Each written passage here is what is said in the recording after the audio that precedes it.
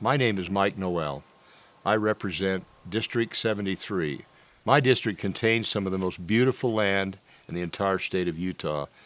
On June 17th, a fire started in the Bryan Head area after a homeowner was trying to control the space around his home to protect his home from impending fires in that area.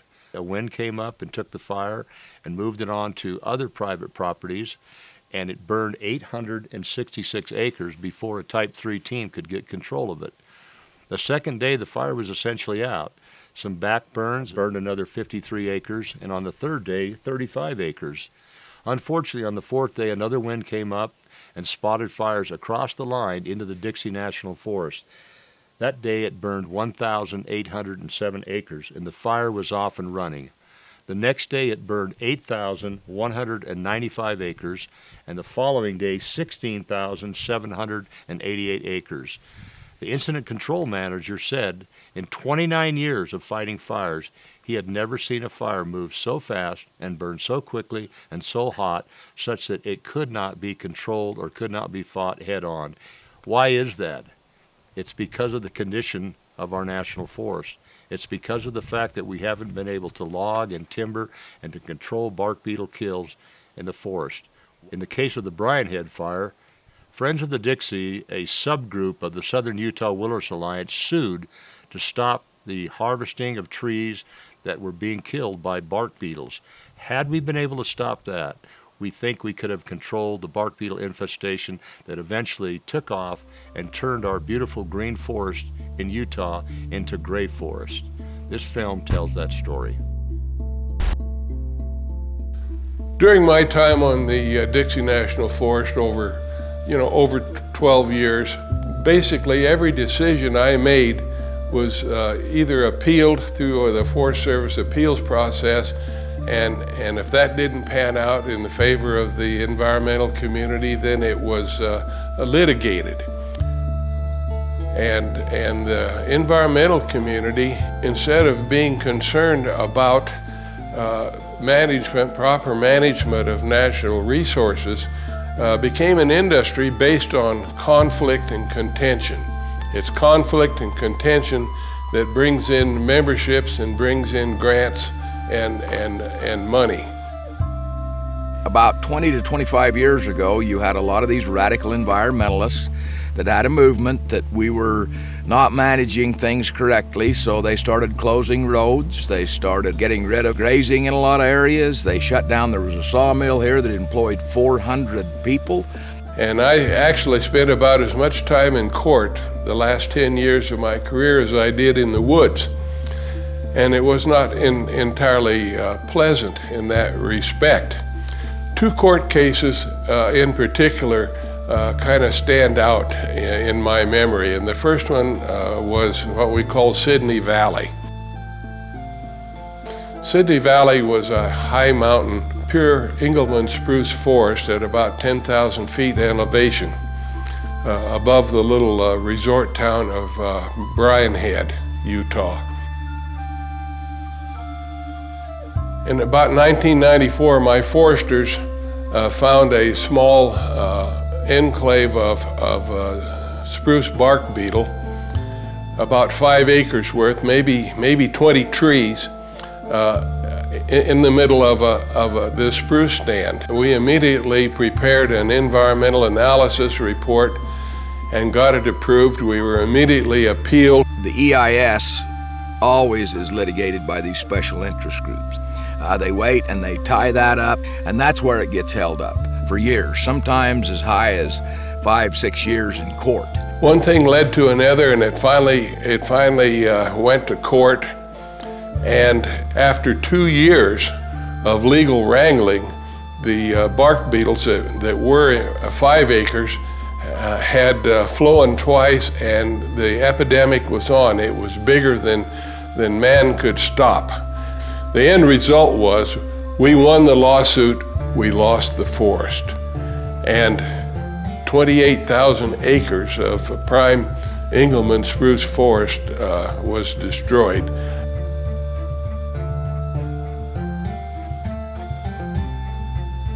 In the late 80s and 90s, we had these nice big stands of spruce on the district, and they were old, 250, 300-year-old trees. They were thick, close together, and they were just ripe for a beetle attack. When you get an infestation of beetles, we know what to do. Our foresters and our entomologists know exactly what we need to do. And that is get in there with a logging operation as quickly as you can to get the trees that have the beetles in them out of the woods, and then thin out the stand so that it's not as susceptible to beetle attack. When the Forest Service offered some timber sales to help control the infestation, they were met with objections from friends of Dixie, as a matter of fact, and the timber sale went away. And then it progressively got worse and worse over the years till all the mills have closed up, gone away. The Friends of the Dixie did not like any logging. They said they just wanted to save the big old trees, but in the end they were against any timber sale that we put up. I still have the news clippings from back in those days, and they were saying that we were making this up because we wanted to keep Kaibab Industries in business. And actually, Kaibab Industries, after they logged out Rainbow Meadows, they did go out of business. At one time, we had right at 400 logging-related jobs in Garfield County, in a county of 4,500 to 5,000. That's a big deal. But what happened as time went on is every time that the forest would put out a timber sale, it was protested and there were lawsuits. This eventually broke our logging companies, and logging ceased here in Garfield County. Well, we've been affected for years. Okay, you've got to go back. Garfield County is 93% federal public land. So in Garfield County, public land is part of our lives.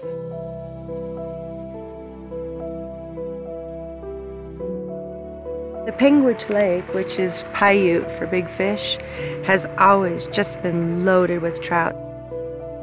The Paiute Indians used to be able to take their nets and walk along the shore and just scoop up trout. And when the early settlers came in, there were so many trout in here that they turned it into a fishery. Every time I came up, I just, you could see all of these dead trees, these bark beetle trees mixed in with the fresh trees. And you knew that it was a perfect storm waiting to happen. I mean, everyone in the area knew eventually we were going to have a forest fire, whether it was by an act of God with lightning or if it was a camper. We just didn't know, but it was eventually going to happen. Update tonight on the Brian Head Fire, the biggest wildfire in the U.S. right now. The fire has now burned 50,000 acres. This fire started in June 17th and increased over a month's time to 71,673 acres.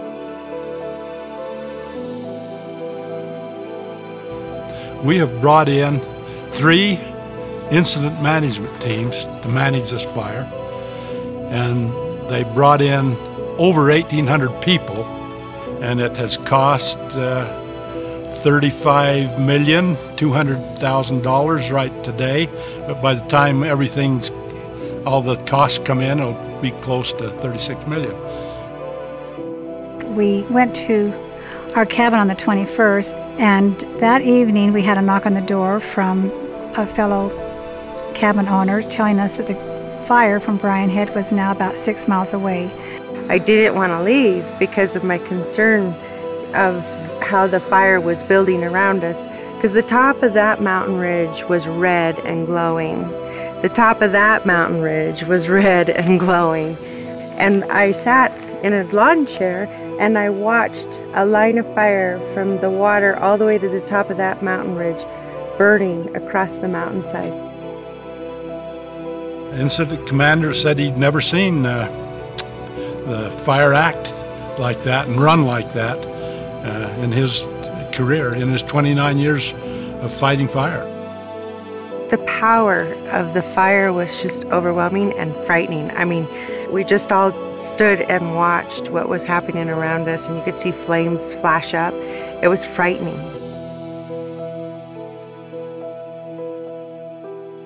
On June 21st, the fire hit this area right here. You can see this gray, kind of bluish gray area right here. And it made an 8-mile run and burned 8,195 acres when it hit this mixed conifer, all this deadened down Engelmann spruce, where the bark beetles had killed thousands and thousands and thousands of trees. The sheriff's department and the fire department, they came through the park with their PA systems announcing that we had to leave the premises. We had every cabin filled, every RV space was full, and the smoke was just so thick that it was just too much for people to stay. I just thought, well, it's no problem. We'll be back up in time for the reunion on Saturday. And I was very shocked when I realized that that fire had spread like 10,000 acres within that 24-hour period. After that 8,000 acre run, we had a 16,788 acre. The wind shifted. They came from the north to the east. And we had wind conditions come up that were squirrely, and the fire just got away. And they came down towards Panguitch Lake. We lost 13 homes in this area here.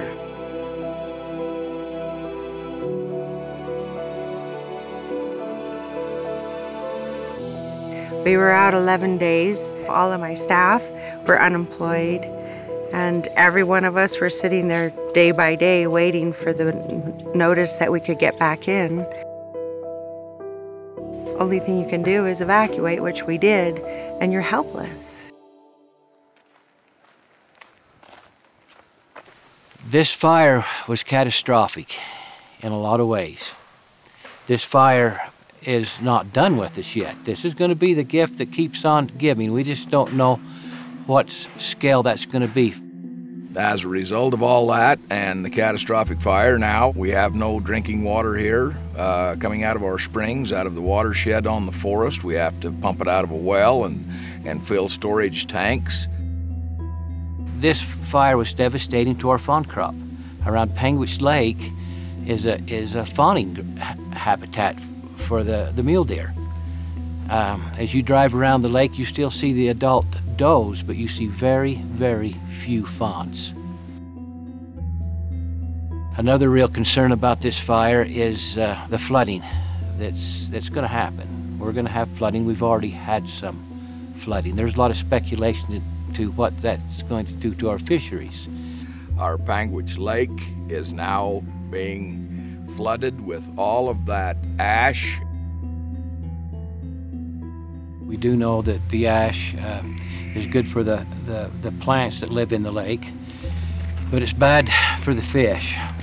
The plants will grow really good, the algae will grow really good, and the plants actually take the oxygen out of the water for the fish. So that's a big concern. All that's yet to be seen. It's just a complete disaster because of the management of these forests, and the result is going to be a big effect on watershed.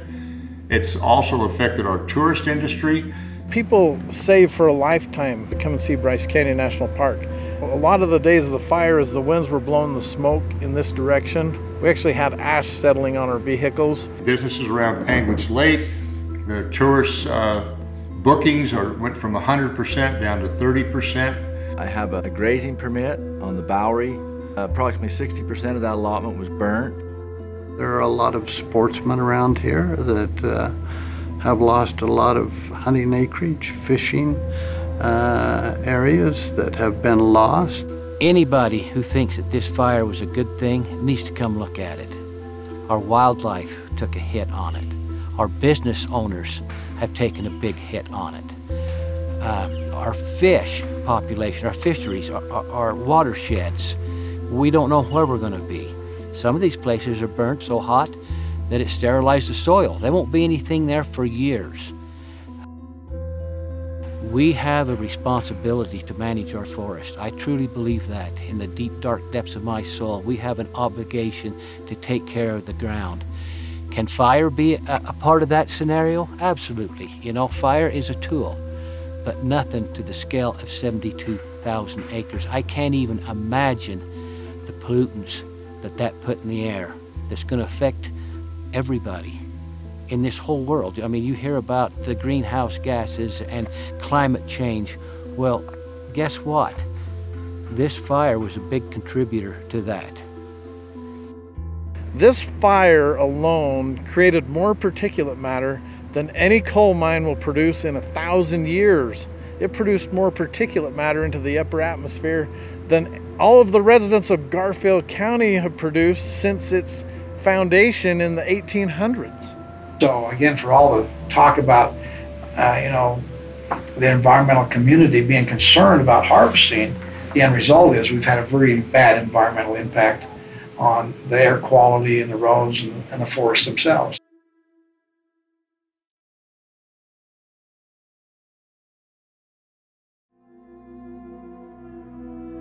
I think that the biggest crime is that everyone could see that it was a perfect firestorm. Everyone knew it. The Forest Service knew it was inevitable.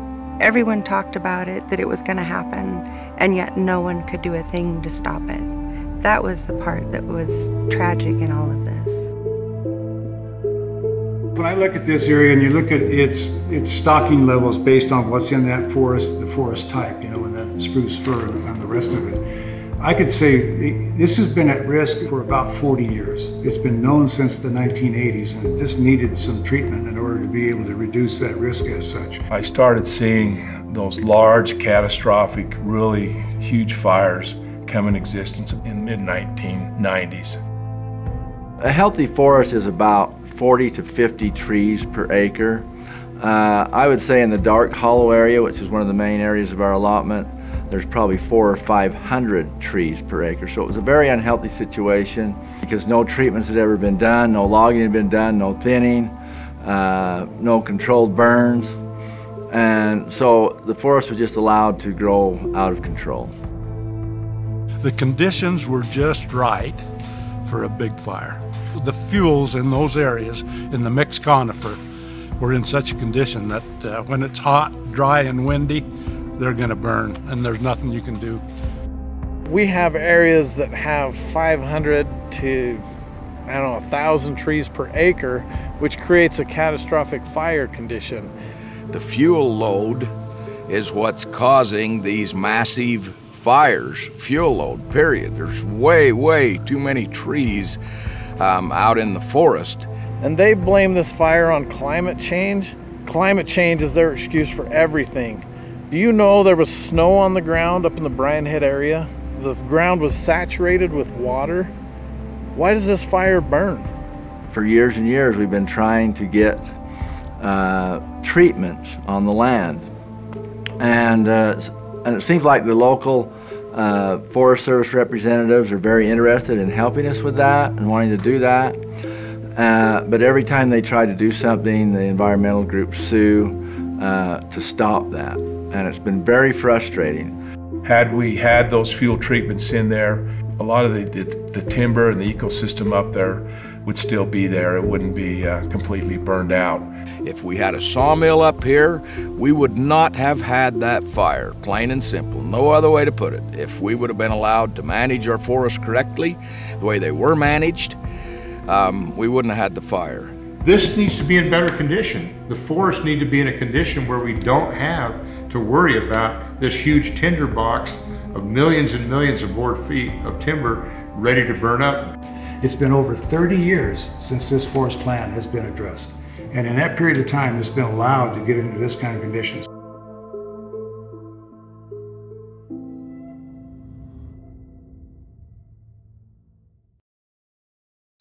The extent of the fire is, in my opinion, from years of mismanagement. So you used to have a co-management of the rancher and the agencies, and that's all gone. That's all gone by the wayside. The environmentalists have come in. Now you've got invasive weeds, rabbit brush, you have soil erosion. On the Grand Staircase National Monument, their own people are telling them that we're actually losing our soil because they won't allow us to do any recovery projects. So people like myself and other ranchers and timber industry people, we want recovery projects. We want to manage the land and make it healthy. They don't. They absolutely don't. And they've proven that. And back to this fire, that's evidence. That is their end result right there, that fire. Everybody, the day that sawmill up here closed, said that mountain will burn, and it did. Part of being on a crusade is always being fully committed to that crusade. And I think most of those environmental groups do seriously believe that they're doing a good thing by trying to protect every tree. But somewhere there needs to be a balance in all of our lives, and part of forest management is good forest management. When Kayaba was in operation, that was a beautiful forest because it was maintained, it was thinned, it was cleaned. It's pleasant to drive through as well as productive as a forest. I saw those sawmills go away at Fredonia and Escalante and Wayne County, and it's had a terrible effect on the local economies. And we need to get back to that. We need to take care of our forests. Well, unfortunately, bad decisions and bad process, lack of planning and foresight costs money. And it's going to cost the taxpayers money, whether it's $40 million and we call it federal responsibility, it still comes out of all of our wallets and our pockets. This is $40 million that we're spending in suppression, that if we'd spent $20 million on managing the forest, we could have saved $20 million and had a better, more healthy forest and not have had the loss of structures and the inconvenience and the impact on our air quality and environmental issues. We need to have a change of attitude. We need to start managing our forests. It's not like we don't need these renewable natural resources. We need to manage our forest and take care of it, or these catastrophic fires are going to continue. Here in Garfield County alone, we have several 100,000 acres that are still in the same condition that this forest was before it burnt. We could do this all over again, and we probably will unless there's some changes. We need to wake up. We need to manage our forest. This is not an anomaly. This could happen again. There's beetle-killed timber all over the Dixie, all the way through Garfield County to Escalante and Boulder, on over the mountain into Wayne County on the Dixie. The Fish Lake Forest is the same way. The Manti-La Salle Forest is the same way. The Uinta National Forest is the same way up in the Uinta Basin on the Uinta Mountains. And so we got a statewide problem. Not only is it a statewide problem, but it's a nation problem, a national problem. All of the western states that have national forests have got the same thing, beetle-killed timber, and you can go anywhere. That was the problem in Yellowstone when we had the Yellowstone fire. It was all beetle kill. So, you know, we can either burn it or we can cut it down and use it. I honestly thought if this fire goes over on the other side of the mountain, there's no stopping it because of the amount of trees that stand there that are dead. I know there's no magic formula, but you can't expect different results by doing the same thing. People are tired. They want change. They're tired of these catastrophic fires. They're tired of their favorite road being closed. The ranchers are tired of being tormented and harassed and kicked off the range by radical environmentalists. The whole thing is really duplicating itself across our state because of the lack of the ability to get in and harvest these trees. This forest behind me hasn't been taken care of, and it's not healthy. And you get the conditions that we had and we're going to have again. And this could go up just like the last 72,000 acres did.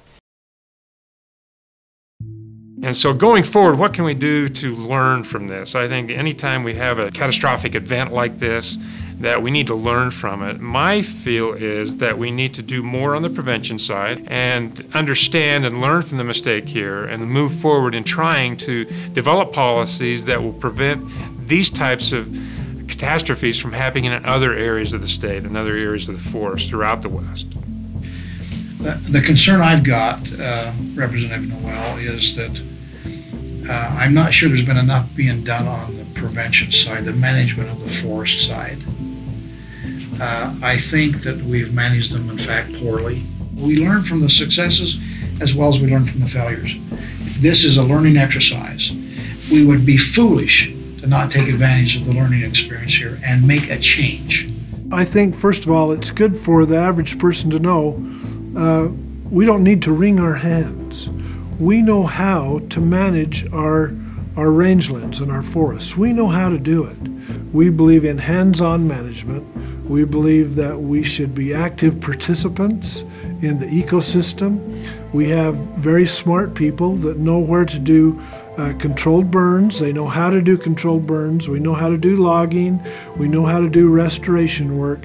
We can do chainings and reseedings in key places so that streams stay healthy, that aquifers have the water that they need.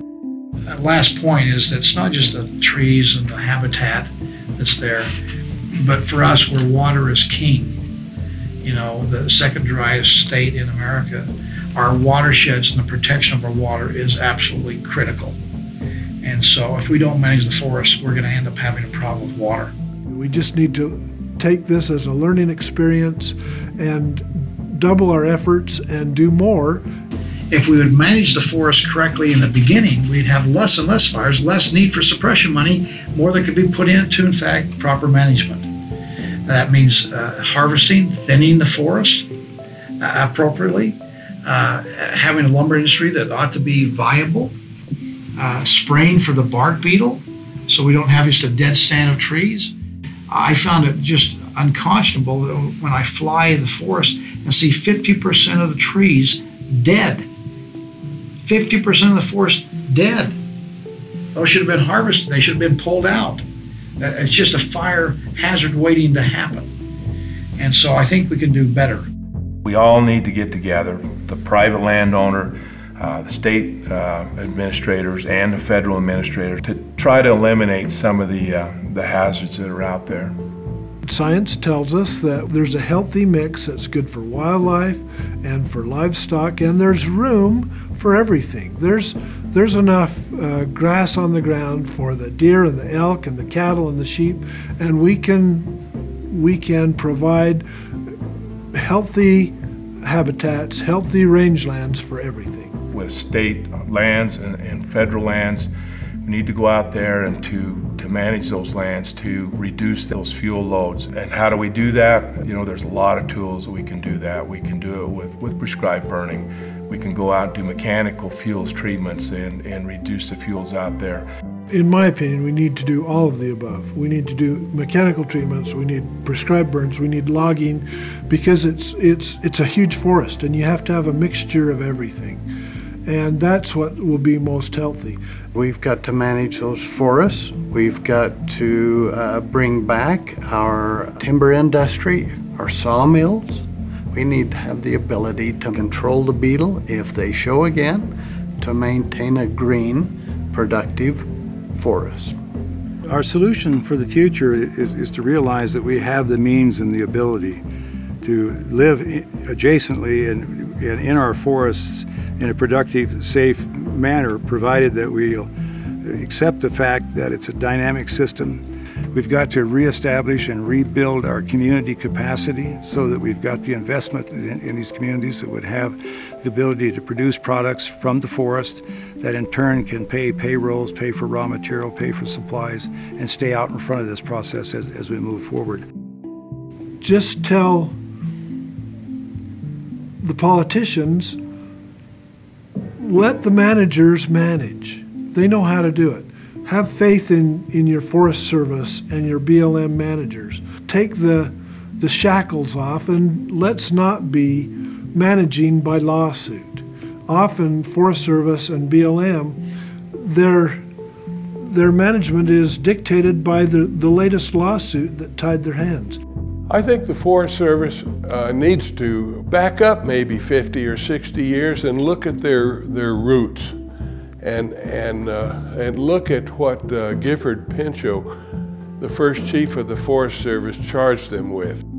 Gifford Pinchot said that the mission of the Forest Service is to provide the most goods for the most people in the long run. The Forest Service is an agency within the Department of Agriculture. Its mission is to provide goods and services for American people. Voters have to take things into their own hands. They need to hold Congress accountable for their actions, and Congress needs to assure that the agencies are implementing the intent of the laws that Congress passes. We need to make our voices heard and stand up against these policies that would delay taking care of the bark beetle. We need to speak out against those and do what we can so that the bark beetle can be contained. We can learn from this. We can learn from the failures. We can also learn from the successes.